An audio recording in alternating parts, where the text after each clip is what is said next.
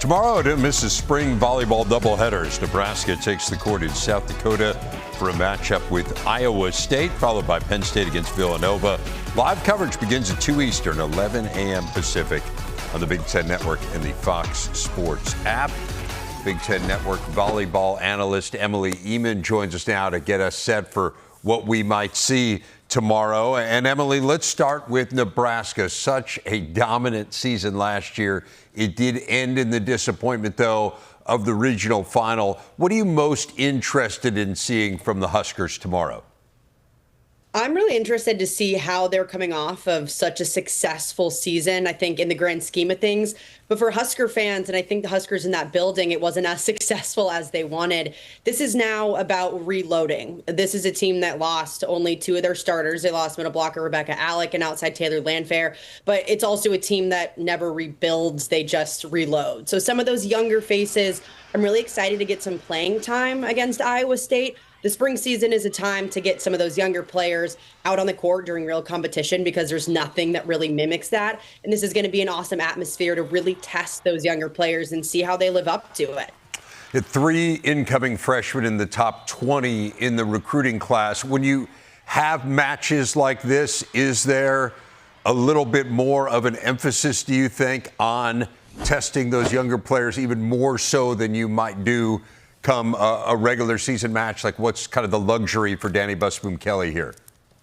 Yeah, Danny Busboom-Kelly's luxury right now is Nebraska is incredibly deep. They are always a deep team. And because they have 3 great incoming freshmen, as well as a few players that redshirted last season that we haven't seen, this is the perfect time to really test them in a game-like environment. You know, it's not a November match. It's not regular season, but you're playing a really formidable opponent in Iowa State in what's going to be an awesome atmosphere. I mean, it's almost impossible to get tickets to this thing. I looked this morning and they're like $300 just to get in the door. So clearly it's going to be a great atmosphere. And, you know, you look at that freshman class, and those are all players that could potentially contribute should they not redshirt. And there's, I think, some positions up for grabs right now, looking at especially that outside spot to fill Taylor Landfair's. I think redshirt freshman Ryan Hunter is going to get some good playing time, who we didn't see, but is so good there. Could maybe look at her at opposite as well. Jaden Robinson, that outside freshman coming in, could too. So I think it's a really good opportunity for some of these players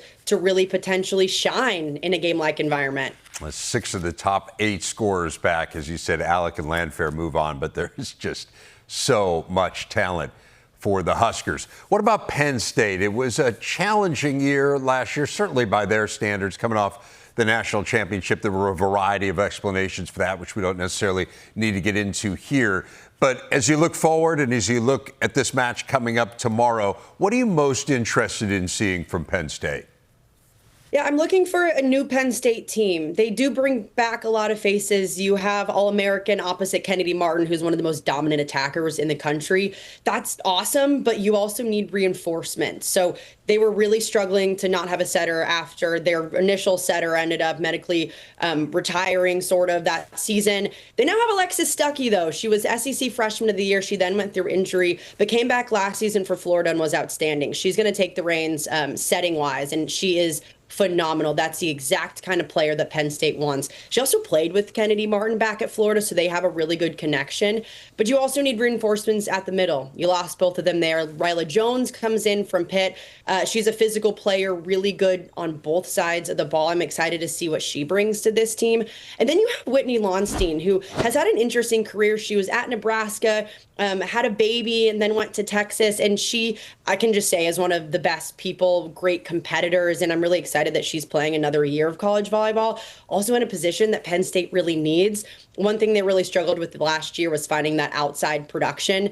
They do bring back their 2 starting at lefts from last season, but I don't know if that's necessarily the caliber of play that Penn State needs. They need a player to really step up, whether that's Alexis Ewing, who would come in at the end of last season, or I think Lonstein could absolutely test both Emmy Selman and Caroline Juravicius at that position. So honestly, what I'm looking forward for Penn State is just seeing a lot of players out on the court competing. I know it's a really competitive gym right now. And with those reinforcements coming in to back up players like Kennedy Martin and now Alexis Stuckey, I think Penn State's in a much better position than they were by the end of last year. So interesting to see who uses the portal, who doesn't use it quite as much. Penn State really needed to.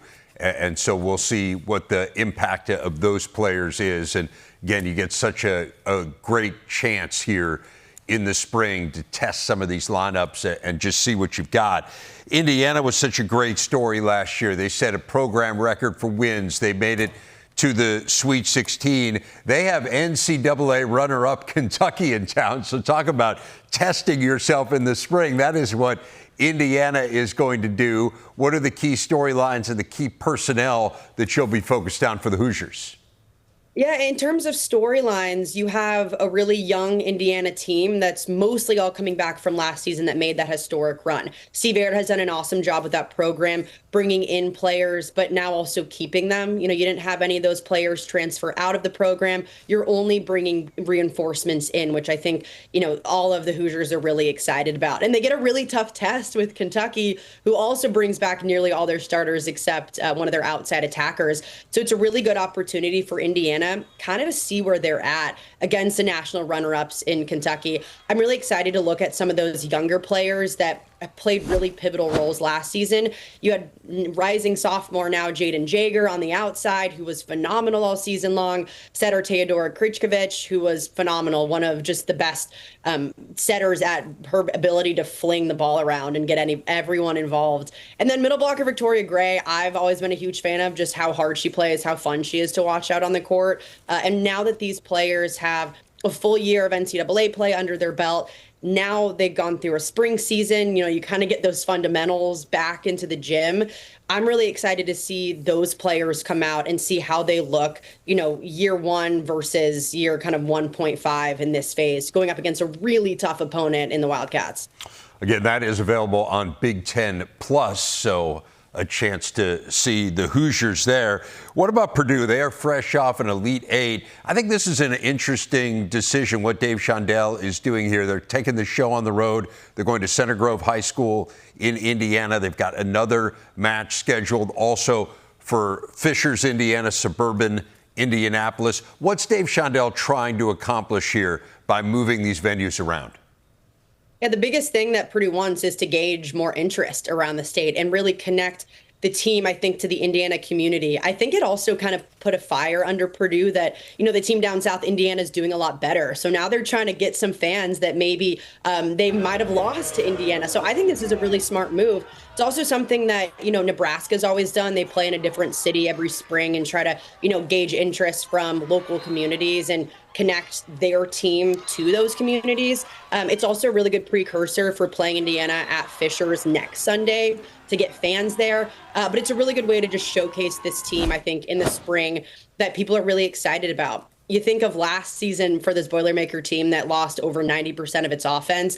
Completely different story this year. They bring back almost 75% of their offense. And you have, All-American Kenna Woolard coming back, setter Taylor Anderson coming back. I think people are really excited about this Purdue team and for really good reason because of the firepower they bring back, as well as, Dave Shondell signing on for a few more years. I love those efforts to grow the game. And we've got some other efforts to grow the game that we will see coming up this fall. We'll talk about those with Emily a little bit later in the show.